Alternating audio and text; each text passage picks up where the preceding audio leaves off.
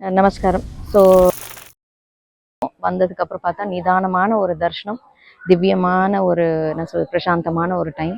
So பலி பீடமோட பூஜை பார்த்தோம். அதுக்கப்புறமா அஷ்டபைரவரோட ஆரத்தி நடந்தது. அதுக்கப்புறம் உள்ள பிரம்மபுரீஸ்வரரோட தர்ஷனம். ஸோ எல்லாம் ரொம்ப அழகாக திவ்யமாக நடந்துச்சு. பொறுமையாக நிதானமாக இருந்தோம். இப்போ மணி ஐ திங்க் ஒரு 10:30 இருக்கும். ஸோ மேலேயும் அதாவது இது லேயராக இருக்குது. ஸோ ஃபர்ஸ்ட் லேயர் நம்ம பிரம்மபுரீஸ்வரர் பார்த்தோம். ஸோ செகண்ட் லேயர் சிவன் அவர் இருக்கார். அதுக்கு மேலே சட்டைநாதர் அவரோட திருக்கோவில் மேலே ரொம்ப அழகாக இருந்தது. அதுக்கப்புறம் நம்ம ஃபஸ்ட் இந்த அஷ்டபைரவர் கோவிலுக்குள்ளே பார்த்தோன்னா பள்ளியறை, அதாவது முருகரோடதும் வள்ளி தெய்வானோட 2 பேரோட சேர்ந்து ப்ளஸ் சட்டை முனிநாதர் அவரோட இதுவும். ஸோ எல்லாரும் சேர்ந்த மாதிரி ஒரு பள்ளியறை இருக்குது. ரொம்ப அழகாக இருந்துச்சு. பெரிய பிரகாரம். வந்தோன்னா அமைதியாக நிதானமாக ஹரிபரி இல்லாமல் பண்ணோம் அப்படின்னா ரொம்ப சூப்பர்பான பிளேஸு, நல்ல வைப். ஏன் இந்த கோவிலுக்கு வரணும் அப்படின்னா, அவர் அழைப்பு இல்லாமல் வர முடியாதுங்கிறது ஃபஸ்ட்டு இருந்தாலும், வந்துட்டோம் அப்படின்னா நமக்குள்ளே இருக்கக்கூடிய எனி நெகட்டிவ் வைப்ரேஷன்ஸ் ஏதாவது இருக்கட்டும், யாராவது நம்மளுக்கு எதுவும் செய்கிறாங்க, ஒரு திருஷ்டி இருக்குது, கண் திருஷ்டி இல்லை செய்வினை, இல்லை நம்மளை அறியாமல் நம்ம எந்த தவறும் செய்யலை, யாரும் நம்ம எப்படி சொல்கிறது, நான் எந்த இதுலேயுமே இல்லை ஆனால் எனக்கு போய் இப்படி பண்ணிட்டாங்க அப்படின்னு ஒரு வருத்தம் இருக்கு இல்லையா. நான் எந்த பாவமே பண்ணலையே அப்படின்னு நிறைய பேர் சொல்லுவோம். ஒவ்வொரு சுச்சுவேஷன்ஸ்லையும் இந்த டைலாக் ஒவ்வொரு மனுஷன் வாயிலையும் வரக்கூடிய ஒரு டைலாக் தான். நான் எந்த பாவமே பண்ணலையே, எனக்கு எதுவுமே தெரியாது.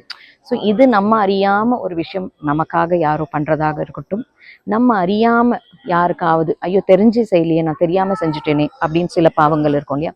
அது எதுவாக இருந்தாலும் அவர்கிட்ட சமர்ப்பணம் பண்ணிட்டோம் அப்படின்னா, இங்கேருந்து நம்ம வெளியே போகும்போது புது அக்கௌண்ட்டோட போகாதீங்க, அக்கௌண்ட்டை க்ளோஸ் பண்ணிவிட்டு நம்ம போகலாம்.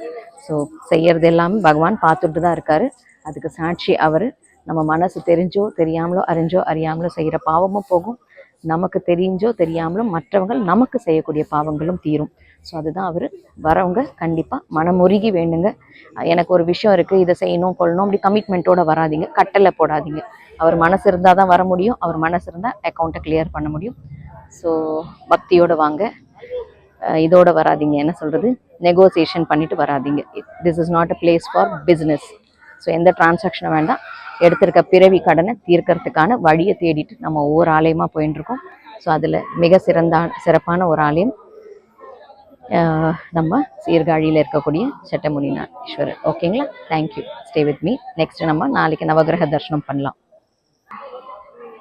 அப்புறமா நம்ம சொல்ல மறந்துட்டு, அஷ்டபைரவர் இங்கே ரொம்ப விசேஷம். ஏன் அப்படின்னா, காஷிக்கு அப்புறமா அஷ்டபைரவர் இருக்கக்கூடிய ஒரே சன்னதி இந்த கோவில் மட்டும்தான். ஸோ நீங்கள் இங்கே பார்க்கலாம், அஷ்டபைரவரோட கூட உள்ள சிவபார்வதி விநாயகரோட இந்த ஆலயம். நாங்கள் தரிசனம் பண்ணும்போது ஒரு சின்ன சர்ப்பம் வந்தது, பட் ஒன்றும் பண்ணல, டிஸ்டர்ப் பண்ணல. எல்லாரும் பூஜை பண்ணோம், உள்ளே போனோம், அழகாக வெளியே வந்தாச்சு. யாரையும் எதுவும் தொந்தரவு பண்ணல. நீங்கள் பார்க்கலாம், அஷ்டபைரவர் அங்கே இருக்கார்.